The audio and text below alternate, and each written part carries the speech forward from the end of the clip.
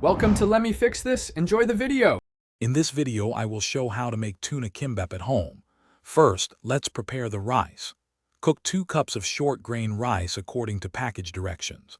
While it's still warm, gently mix in a seasoning blend of rice vinegar, a small amount of sugar, and a pinch of salt.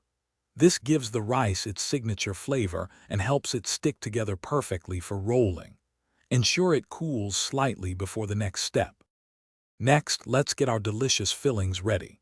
Drain 1 5-ounce can of tuna and mix it with about 2 tablespoons of mayonnaise for a creamy texture.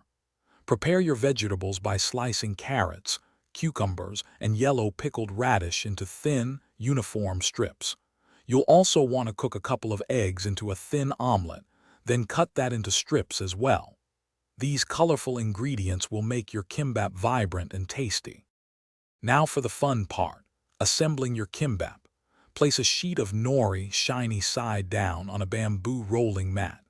Spread a thin, even layer of your seasoned rice over about 2/3 of the nori, leaving a 1-inch border at the top. Arrange your prepared tuna, vegetables, and egg strips neatly in a line across the center of the rice. Don't overfill, or it will be tricky to roll. Finally, let's roll and finish our kimbap. Using the bamboo mat, carefully and tightly roll the kimbap from the bottom up, pressing firmly to seal. Once rolled, brush the entire surface with a light coating of sesame oil and sprinkle with toasted sesame seeds for extra flavor. Use a sharp, wet knife to slice the roll into 1/2-inch thick pieces. Serve immediately and enjoy your homemade tuna kimbap.